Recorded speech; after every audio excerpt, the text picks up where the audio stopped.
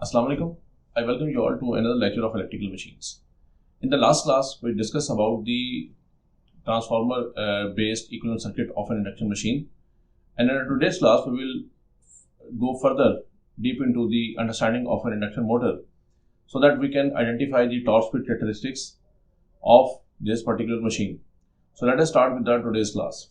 In the last class, we ended up on this particular circuit, which was a transformer based equivalent circuit of an induction motor. This was the per phase equivalent circuit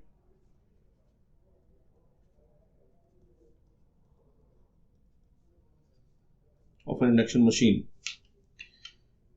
This one, which is said to be the R1, this is JX1, this is RC, JXM, we termed this as JX2, and this was R2 over S. While in this particular circuit, it was said that all what is on this side represents the rotor circuit of an induction machine. Right here at this particular point, this is the power in the air gap, while this RC and JXM represents the magnetizing branch, and therefore they are important for the operation of an induction machine. This R1 and JX1, this part constitutes the stator circuit, and hence all the losses that are encountered in the stator side are represented by these two elements R1 and JX1. The losses that occurred because of the hysteresis and the eddy currents, they are represented by this shunt branch, which consists of RC and JXM in parallel, whereas this rest of the side is actually the rotor circuit. So in today's class, we will go beyond this particular this basic understanding of an induction motor equivalent circuit, and we see that we are supplying some electrical power as an input from this side. This is the P input, and consequently we are getting something at the output, which is in the form of a mechanical power. So in here we have the input power P in is equal to under root 3 Vt IL cosine theta, right? This is the total input power that is fed to the induction machine, out of which we have losses in the stator circuit. So these losses are the stator copper losses, and therefore these are represented as P sub SCL, which is the stator copper loss, and that constitutes with the I square R losses in a per phase system. Also we have some hysteresis losses here, which are termed as the core losses, that consist of the hysteresis and the eddy currents. Once we encounter these two losses in a system, that input power is converted into this air gap power, which is known as the PAG. So this PAG, or the power inside the air gap, is equal to P in minus the stator copper losses minus the core losses.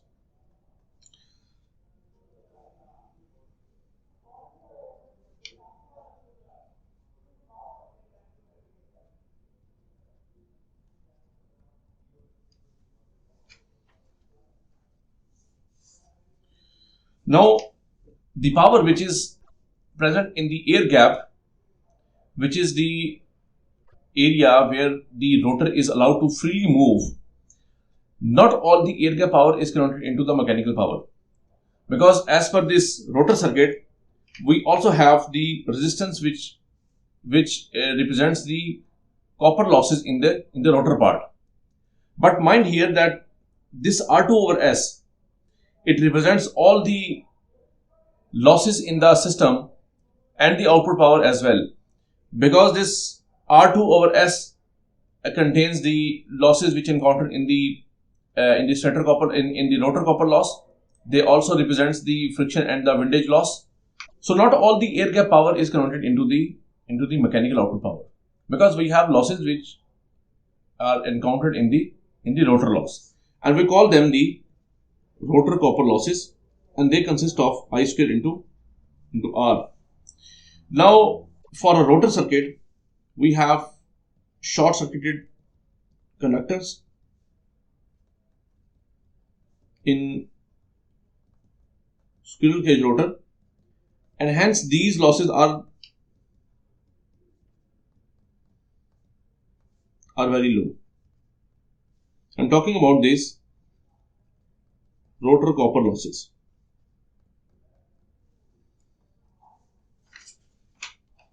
Now after we encounter these rotor copper losses, whatever is left is the converted power P converted, which is the P air gap minus the P rotor copper losses. This is that particular power which is now converted into mechanical domain. But before it is available on the output of an induction motor, we have some mechanical losses that are encountered. These mechanical losses are the friction loss PF, and this friction loss occurs because of the friction with the bearings which are present in the motor. We also have the windage losses. Windage losses occur because of the friction of the rotor circuit, or friction of the rotor with the air which is present inside the motor assembly, right? So both the losses are terms at the mechanical loss, and they are usually combined in one form as P, F and W. And another, adding into that, we have the stray losses, which are also known as the miscellaneous losses, that are also termed as that are also counted as a mechanical loss. So this converted power P converted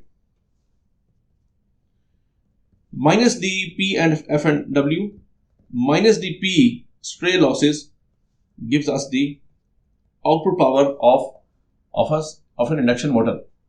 So this is the overall power flow of an induction motor. We will shortly see how to develop a power flow diagram of this induction motor. But here we have one question, that you see we have the core. The core losses are also available, or also they appear on the rotor side. But we have modeled them onto the stator side, because this all part which is yellow is actually representing the rotor circuit. And the power right at this particular point is the power which is available in the air gap between the stator and the rotor. The point here is that we have modeled these particular branch, which is the magnetizing branch, on the stator circuit, because the effect of the core losses into the rotor circuit is very negligible. So usually the core losses in the entire motor, they are lumped onto the stator side without having a separate section for the rotor core losses and the stator core losses. So this loss, RC and GXM, they include the stator as well as rotor core losses. This is the first thing. The second thing is, regarding these mechanical losses, these F and W says that this P, F and W, higher the motor speed, higher is these losses. So this is evident. The more high speed a motor gets, the more friction it will feel with the ball bearings and the other mechanical structure included in alongside the rotor circuit or alongside the rotor assembly. And as high is the speed of the motor, higher it will have the friction with the air which is trapped inside the motor assembly. So this is straightforward. But we need to understand one more thing. What about the efficiency of the rotor circuit? Do we have a relation that defines the efficiency of the rotor with respect to the speed of the motor? So let us first of all analyze these particular interesting aspect. So before that, let me draw the power flow diagram of the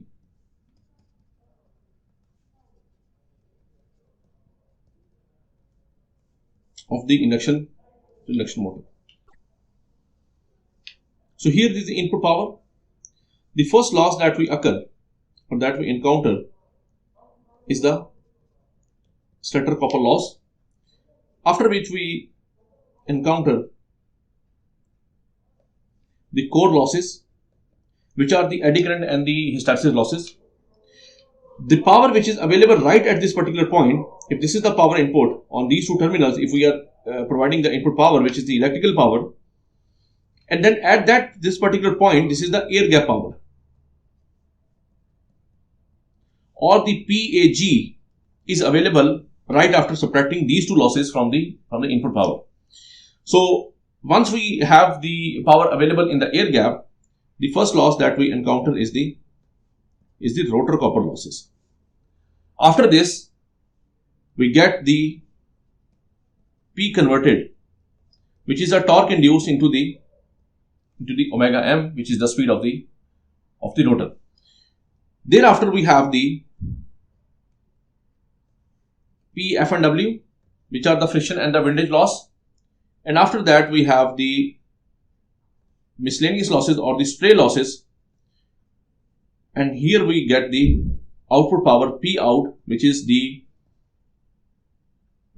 torque into this omega naught, omega m, and this is, by the way, this is the load torque. So this is the power flow diagram of an induction motor, and you see there are various things which contributes toward the efficiency of this induction machine. Okay, now coming back to the point where we were discussing that this friction and the windage loss, they are proportional to the speed of the machine. We are interested about the efficiency of the rotor. Let us see what is the efficiency of a rotor, or what is the expression of the rotor efficiency with respect to the speed of the motor. So here comes the concept of the rotor efficiency. Now we do know that the general expression for efficiency is the output power divided by the input power multiplied by 100 if we want to get the percentage efficiency of any given entity. Now what is the input power to the rotor circuit? These are the rotor losses. This is the input power of the rotor. This is the input power to the rotor. And here we are getting the output power, right? Because once the rotor circuit is passed, then the power is already converted into the mechanical form, right? However, it is not available at the output of the rotor assembly, because that is after we subtract the mechanical losses from the system. So here we have these are the mechanical losses, right? These are the stator losses, and in between we have this part is only the rotor part, which is the rotor circuit. Now, working on this particular diagram or this particular expression, what is the input power to the rotor circuit? Now, if we look onto this equivalent circuit, we know that the current which is flowing here is termed as I2. This current is I1. So the input power can be expressed as I square R2S for this yellow part of the circuit, which is the rotor circuit. So the input power P in is equal to I2 square into R2 over S. This is the input power supplied to the rotor circuit. What about this output power P naught? Now, if you see here, this circuit has one electrical circuit element which represents the losses in a given system. Now we have this R2 over S. This means that we have lumped all the losses, which are the mechanical losses, the output power, the stray losses, the stator loss, the rotor loss, we have lumped them all in one entity, which is R2 over S. So we need to get only the rotor copper losses out of this R2 over S to model the output power of the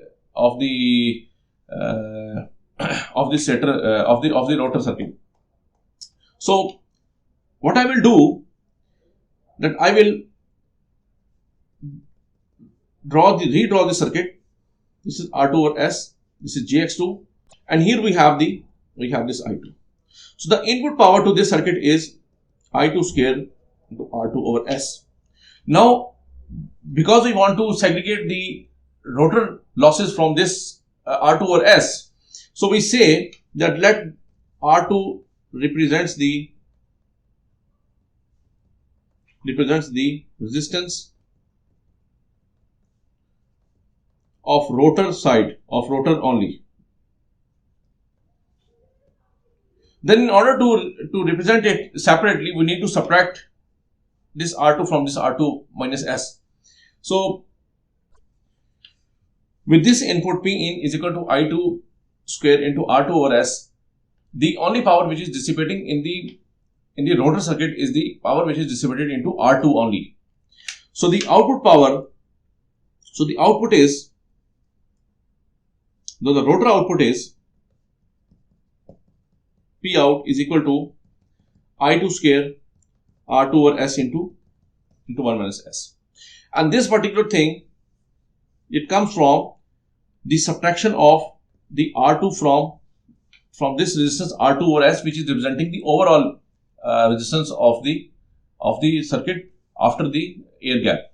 So if we divide them together, if we divide this output power I2 square R2 over S into 1 minus S divided by the input power, which is R2 square R2 over S, then this efficiency of a rotor becomes equal to 1 minus S in percentage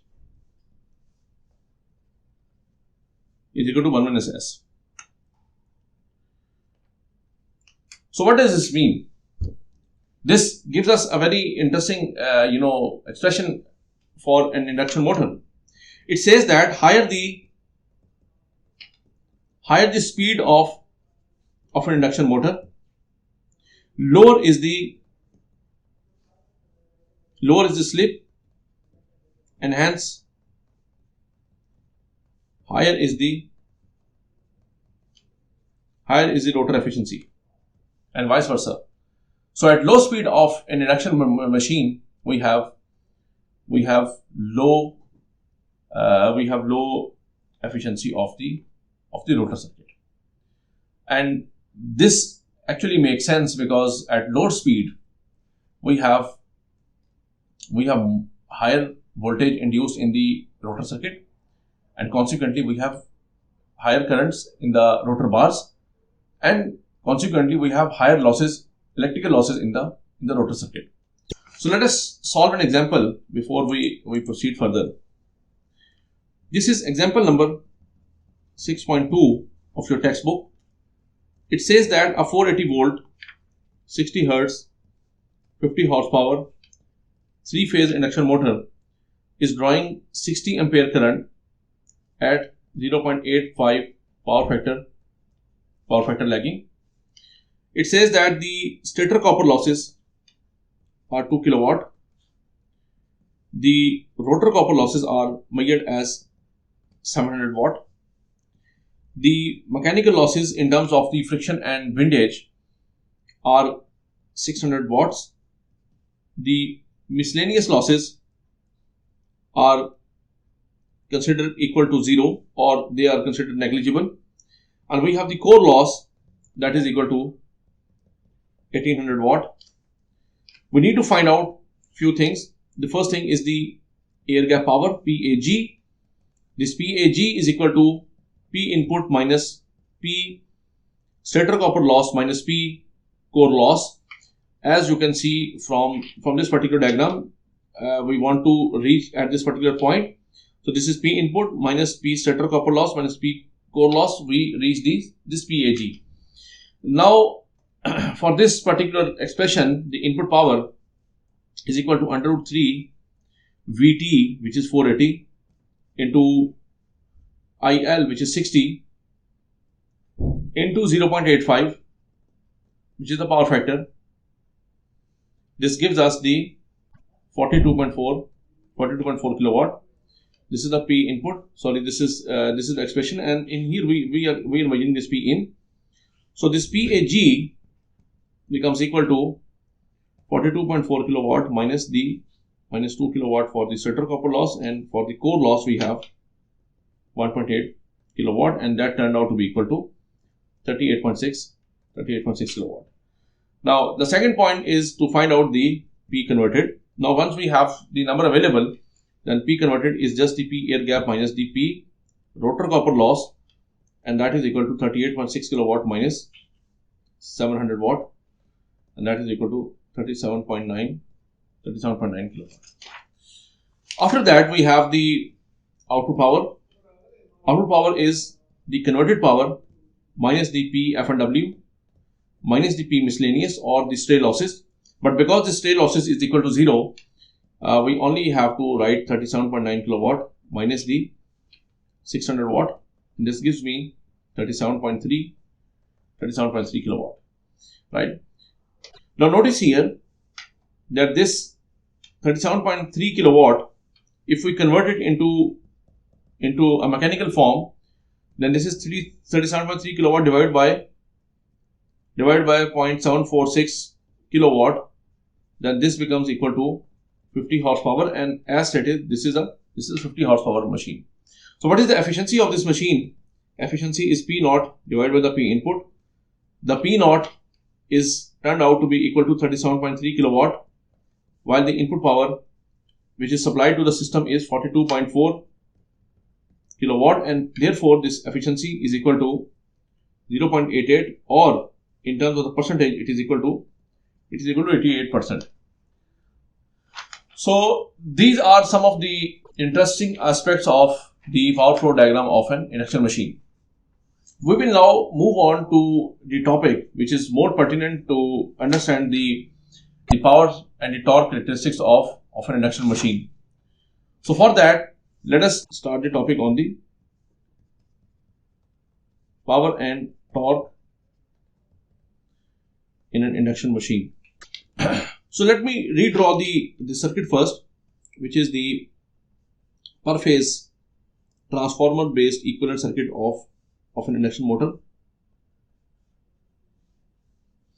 Here we have the V5. This is I1, this is R1, JX1, RC, JXM, and here we have the voltage E1. This is JX2, this is I2, and this is R2. This is R2 over S. And this is the per phase equivalent circuit of an induction machine. Now this input current I1 is equal to this V5 divided by the resistance which is present in all this particular circuit, divided by the Z equivalent, and this Z equivalent is equal to R1 plus JX1 plus 1 over GC minus JBM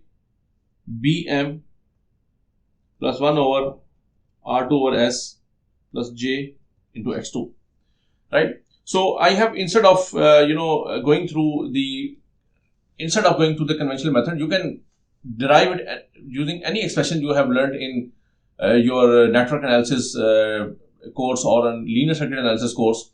But this way, what I have done is I have converted this RC, which is equal to 1 over GC, and this JXM, which is converted into this BM, or the inverse of this JXM is BM, and this branch comes in parallel with this branch. This is the series branch. So this is the overall equivalent circuit of equivalent impedance of all the circuit which is present in the per phase equivalent model of an induction motor.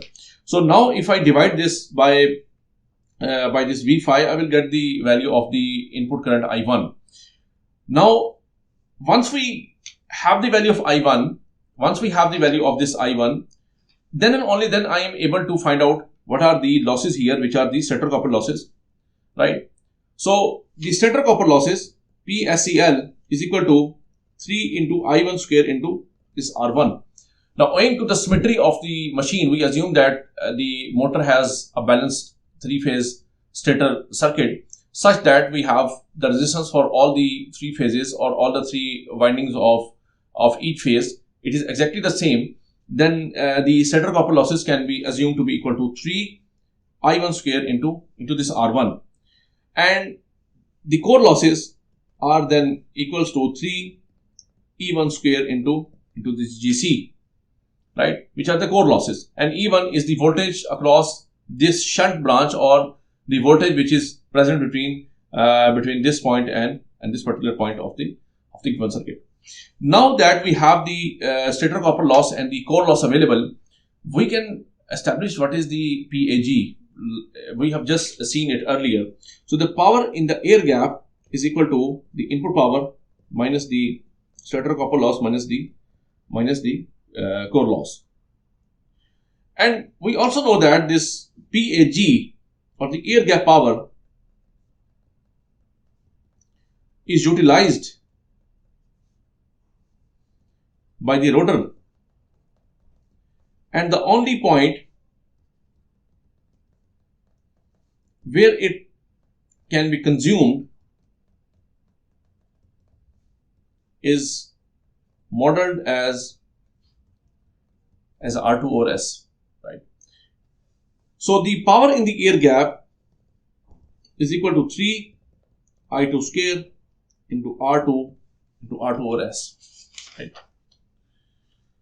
So the rotor copper losses are equal to 3 I2 square into IR square into RR. Power remain unchanged when we refer the rotor circuit onto the, or when we refer the circuit from the secondary side to the primary side.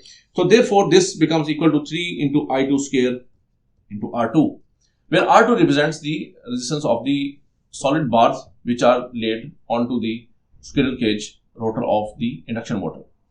So after we incorporate all the losses, we have the P converted, which is equal to the P air gap minus the P rotor copper loss. What is this air gap power? This is 3. It comes from this particular expression, and this rotor copper loss comes from this expression. So this is 3 I2 square R2 over S minus 3 I2 square into R2, and therefore this P converted becomes equal to 3 into I2 square R2 into 1 over S minus 1, and that in turns becomes equal to 3 into I2 square R2 into 1 minus S over S. Through this particular expression, we come to know that the rotor copper losses are equal to slip times the air gap power. Remember that this is the air gap power, and we also know what is the expression for the slip of an induction machine. We have studied in the last class. So this expression shows that the rotor copper loss is equal to slip times the air gap power in an induction machine. So this expression tells us that lower the slip, which means higher the speed of motor, lower is the rotor copper losses. And this is exactly what we have seen through this particular expression of the efficiency of a rotor circuit.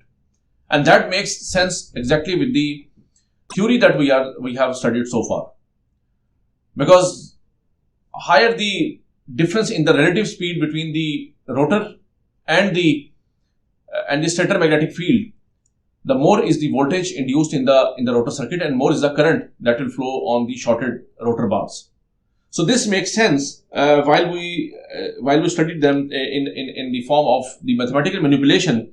So lower the slip, which means that higher the speed of the motor, then lower are the rotor copper losses in an induction motor. So if the rotor is locked, then we have slip equal to 1, right? Then the rotor copper losses are equal to the air gap power, and that is again a very sensible statement, because if the rotor is locked, it is not allowed to move. I am not allowing this to move. Then whatever is the power which is fed from the stator circuit into the air gap, it should all can be utilized in the rotor circuit. It should not go on the mechanical side because the rotor is locked. So the output power, which is the load torque times the omega m, since this omega m is equal to 0, so there is no power at the mechanical output. If there is no power on the mechanical output, then this means that the mechanical shaft, since it is not moving, so there is no friction, there is no windage, and there is no state losses. So we are essentially terminating the power circuit or the power flow diagram essentially at this particular point, which means that whatever is the air gap power should be utilized in this PRCL in order to conserve the power conservation, in order to obey the power conservation rule. That whatever is the power, it should be dissipated in any form. The sum of the power should be equal to 0. So all the power which is utilized in the, or which is available in the air gap of the induction machine should actually be dissipated in this particular rotor circuit. And the only way is that there will be a huge amount of current, and that will be dissipated in the resistance of the particular coil. So, if the rotor is locked, slip is equal to 0, then all the air gap power is utilized or dissipated, rather dissipated, because it is not a useful power. It is all dissipated in the form of heat in the rotor bars, in the rotor electrical circuit, and hence P out becomes equal to 0, right? And the P out becomes equal to 0. Now, moving ahead, this P converted is now equal to P air gap minus the rotor copper loss, and rotor copper loss is the function of the slip times P air gap. So it is minus slip times the P air gap. So the converted power is equal to 1 minus S into this PAG, right? And finally, it is the friction and the windage losses which constitutes the P output. So P converted minus P F and W minus P miscellaneous losses gives us the output power of an induction motor. Now we also know that the converted power P converted is equal to the induced torque into this omega m, and therefore the torque induced can be expressed as the P converted divided by the omega m, and this torque induced, if we substitute this value of the P converted into this expression, this becomes equal to 1 minus S into PAG divided by the omega m, and this omega m, because this omega m is equal to 1 minus S into omega synchronous, therefore I can say that this is equal to 1 minus S PAG divided by 1 minus S into this omega synchronous, and this becomes equal to the air gap power divided by the synchronous speed, or the speed of the rotating magnetic field of the stator, and this gives us the induced torque of the induction motor. Remember that this induced torque, it is known as the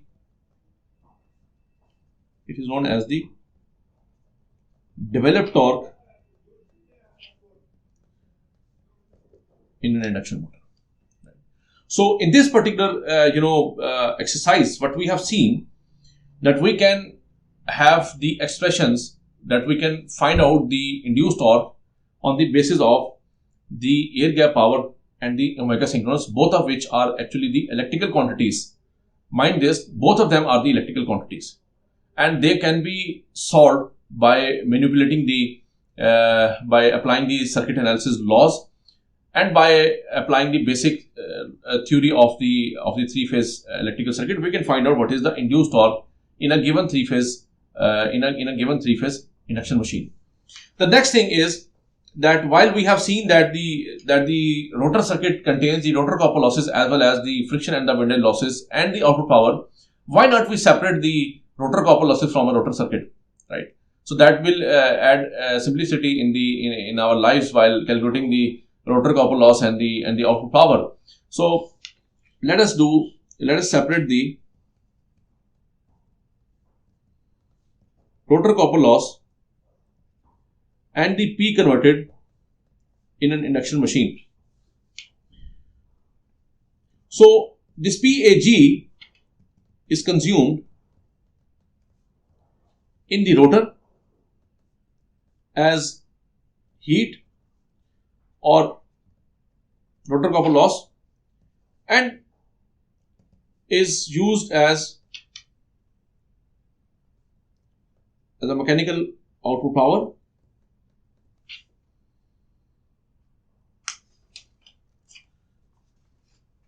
So this PAG is equal to 3 into I2 square R2 over S, while the rotor copper losses are equal to 3 into I2 square into R2 only, right? Because that was the original resistance which was referred on to the primary side while we were discussing the equivalent circuit of an induction motor. Now looking onto these two, PAG and this PRCL, we come to know that the useful power is in this R2 over S, while the rotor copper losses are only present in this R2. So the difference between them is the converted output power, right? So the R converted can be calculated as R2 over S minus R2, and that turns out to be equal to R2 into 1 minus S minus 1, right? So this can be further be written as S minus 1 over, this can be further written as 1 minus S over S, and after that we can amend the overall circuit by including another resistance for the rotor copper losses. So here we have, this is V5, this is I1, this is R1, this is JX1, this is RC, this is JXM. Here we have the E1, this is I2, this is JX2, this is R2, this is the rotor copper losses, and the rest of the resistance is R2 into 1 minus S over S. So what we have done is we have divided the resistor in two parts with representation of rotor copper loss as well as the P converted. So that's all for today. In the next class, we will discuss the torque speed characteristics of an induction motor. So stay tuned.